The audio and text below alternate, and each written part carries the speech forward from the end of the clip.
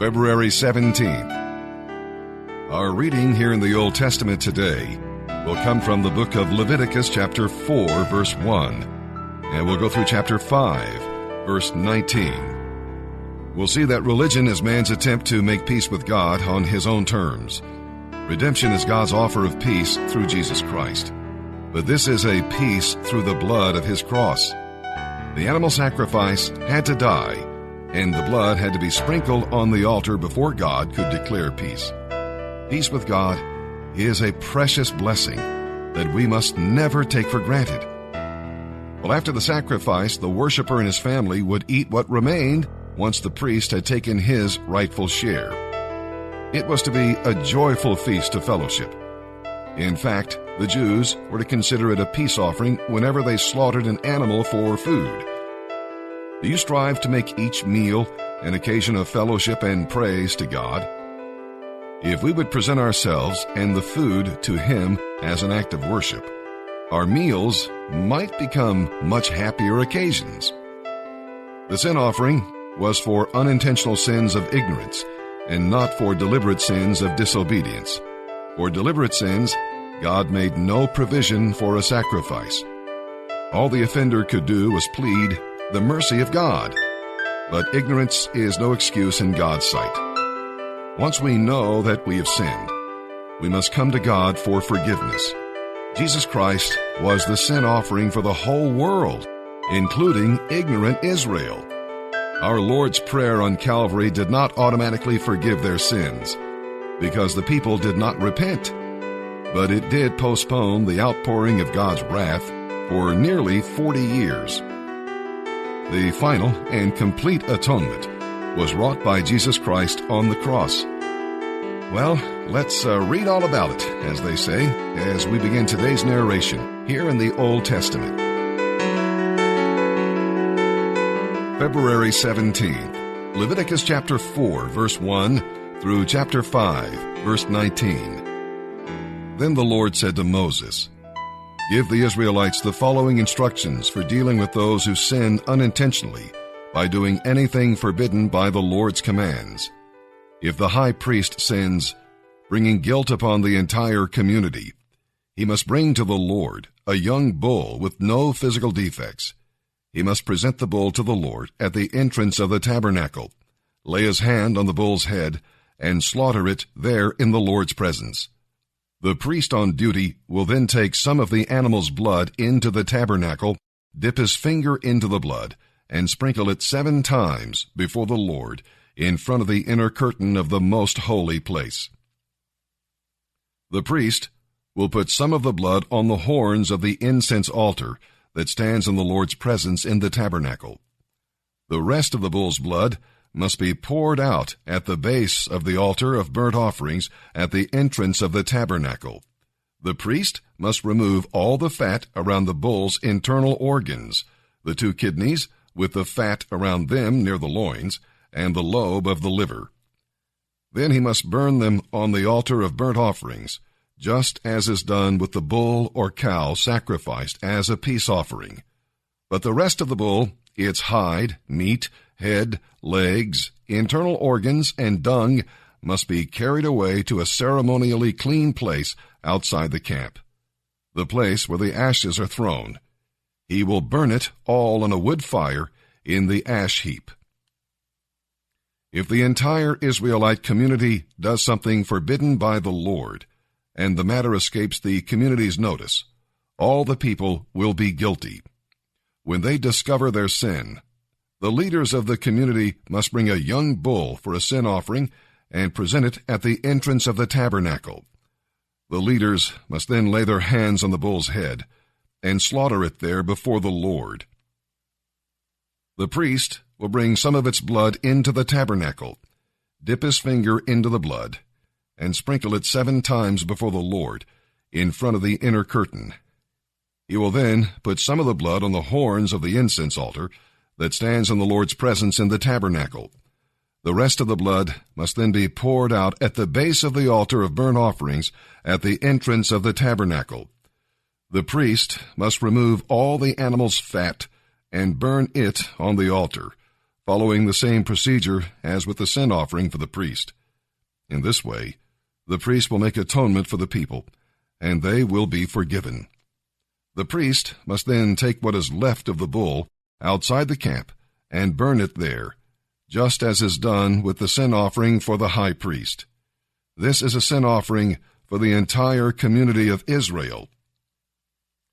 If one of Israel's leaders does something forbidden by the Lord his God, he will be guilty even if he sinned unintentionally.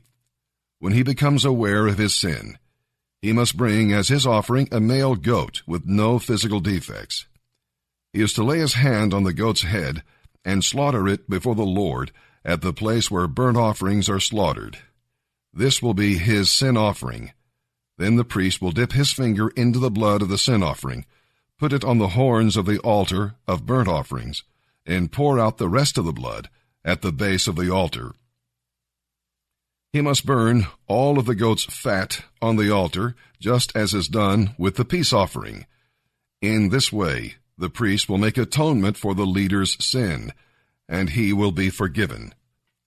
If any of the citizens of Israel do something forbidden by the Lord, they will be guilty even if they sinned unintentionally. When they become aware of their sin, they must bring as their offering a female goat with no physical defects. It will be offered for their sin. They are to lay a hand on the head of the sin offering and slaughter it at the place where burnt offerings are slaughtered. The priest will then dip his finger into the blood, put the blood on the horns of the altar of burnt offerings, and pour out the rest of the blood at the base of the altar. Those who are guilty must remove all the goat's fat, just as is done with the peace offering. Then the priest will burn the fat on the altar, and it will be very pleasing to the Lord. In this way, the priest will make atonement for them, and they will be forgiven.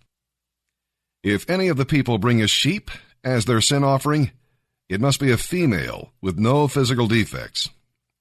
They are to lay a hand on the head of the sin offering and slaughter it at the place where the burnt offerings are slaughtered. The priest will then dip his finger into the blood, put it on the horns of the altar of burnt offerings, and pour out the rest of the blood at the base of the altar. Those who are guilty must remove all the sheep's fat, just as is done with a sheep presented as a peace offering. Then the priest will burn the fat on the altar, on top of the offerings given to the Lord by fire. In this way, the priest will make atonement for them, and they will be forgiven. If any of the people are called to testify about something they have witnessed, but they refuse to testify, they will be held responsible and be subject to punishment.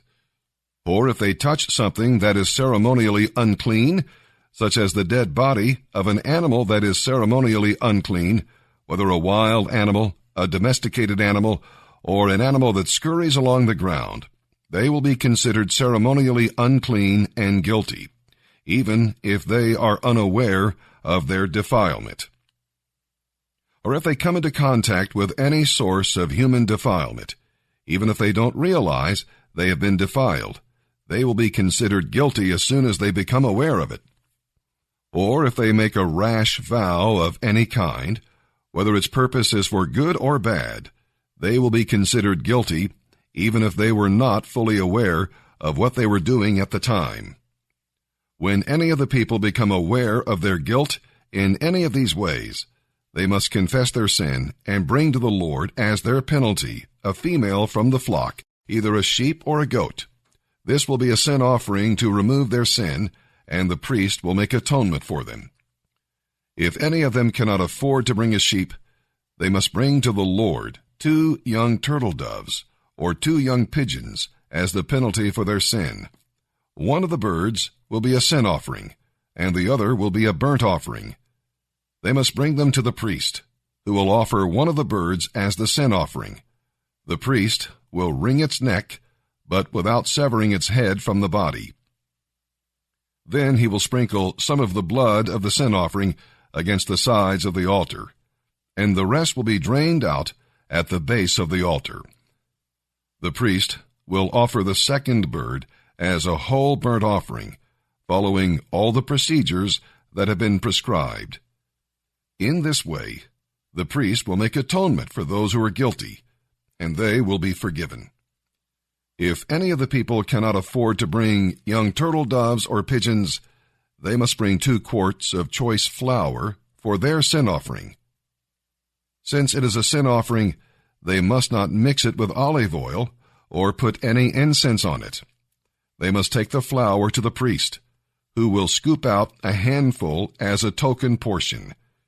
He will burn this flour on the altar, just like any other offering given to the Lord by fire. This will be their sin offering. In this way, the priest will make atonement for those who are guilty, and they will be forgiven. The rest of the flour will belong to the priest, just as with the grain offering. Then the Lord said to Moses, "If any of the people sin by unintentionally defiling the Lord's sacred property, they must bring to the Lord a ram from the flock as their guilt offering. The animal must have no physical defects, and it must be of the proper value in silver as measured by the standard sanctuary shekel. They must then make restitution for whatever holy things they have defiled by paying for the loss, plus an added penalty of 20%. When they give their payments to the priest, he will make atonement for them with the ram sacrificed as a guilt offering, and they will be forgiven. If any of them sin by doing something forbidden by the Lord, even if it is done unintentionally, they will be held responsible. When they become aware of their guilt, they must bring to the priest a ram from the flock as a guilt offering. The animal must have no physical defects, and it must be of the proper value. In this way, the priest will make atonement for those who are guilty, and they will be forgiven. This is a guilt offering, for they have been guilty of an offense against the Lord."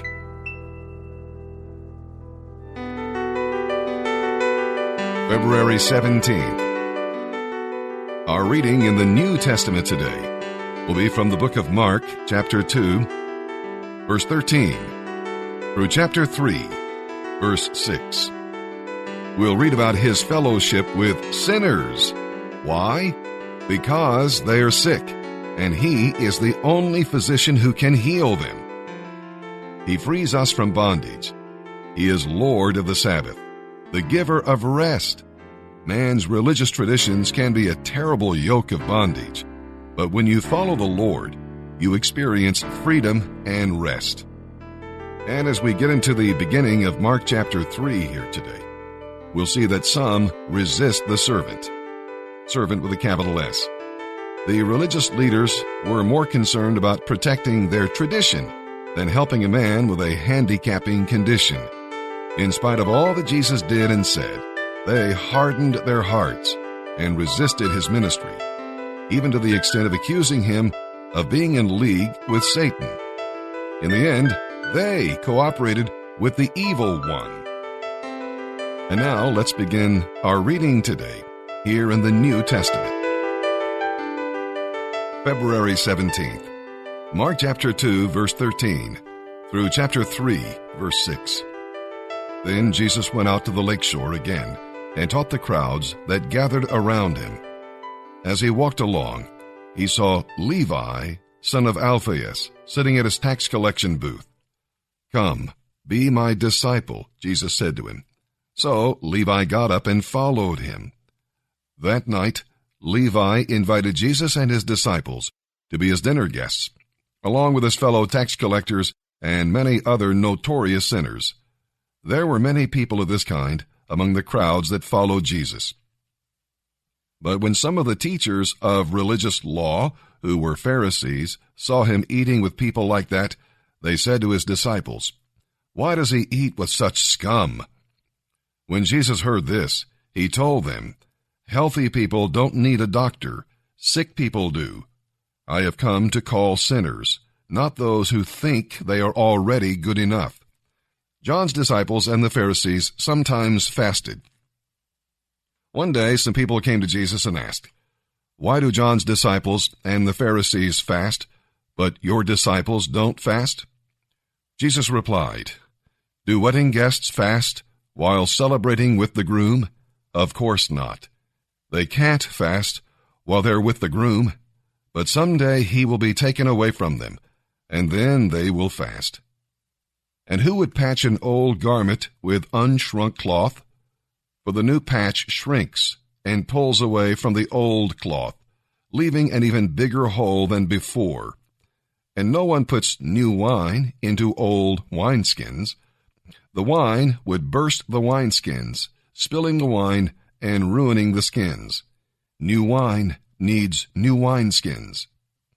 One Sabbath day, as Jesus was walking through some grain fields, his disciples began breaking off heads of wheat. But the Pharisees said to Jesus, "They shouldn't be doing that. It's against the law to work by harvesting grain on the Sabbath." But Jesus replied, "Haven't you ever read in the Scriptures what King David did when he and his companions were hungry? He went into the house of God during the days when Abiathar was high priest, ate the special bread reserved for the priests alone, and then gave some to his companions. That was breaking the law too." Then he said to them, "The Sabbath was made to benefit people, and not people to benefit the Sabbath. And I, the Son of Man, am master even of the Sabbath." Jesus went into the synagogue again, and noticed a man with a deformed hand. Since it was the Sabbath, Jesus' enemies watched him closely. Would he heal the man's hand on the Sabbath? If he did, they planned to condemn him. Jesus said to the man, "Come and stand in front of everyone." Then he turned to his critics and asked, "Is it legal to do good deeds on the Sabbath, or is it a day for doing harm? Is this a day to save life or to destroy it?" But they wouldn't answer him. He looked around at them angrily, because he was deeply disturbed by their hard hearts. Then he said to the man, "Reach out your hand." The man reached out his hand, and it became normal again.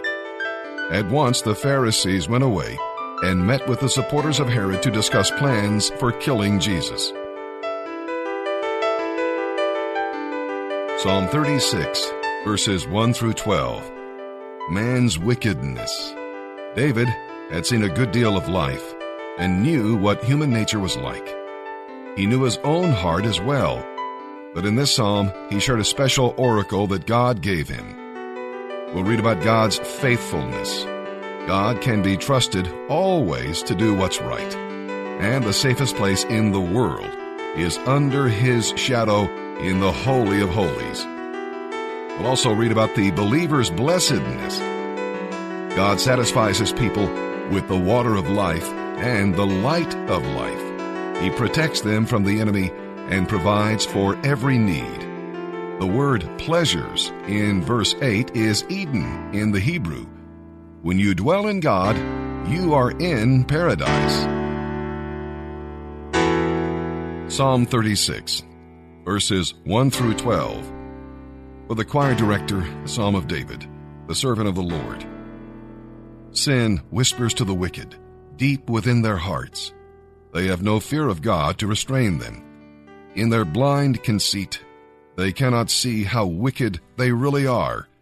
Everything they say is crooked and deceitful. They refuse to act wisely or do what is good. They lie awake at night, hatching sinful plots. Their course of action is never good. They make no attempt to turn from evil. Your unfailing love, O Lord, is as vast as the heavens.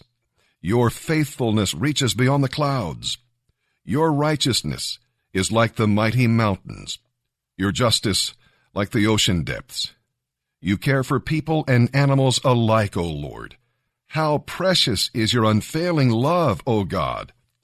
All humanity finds shelter in the shadow of your wings. You feed them from the abundance of your own house, letting them drink from your rivers of delight. For you are the fountain of life, the light by which we see. Pour out your unfailing love on those who love you. Give justice to those with honest hearts.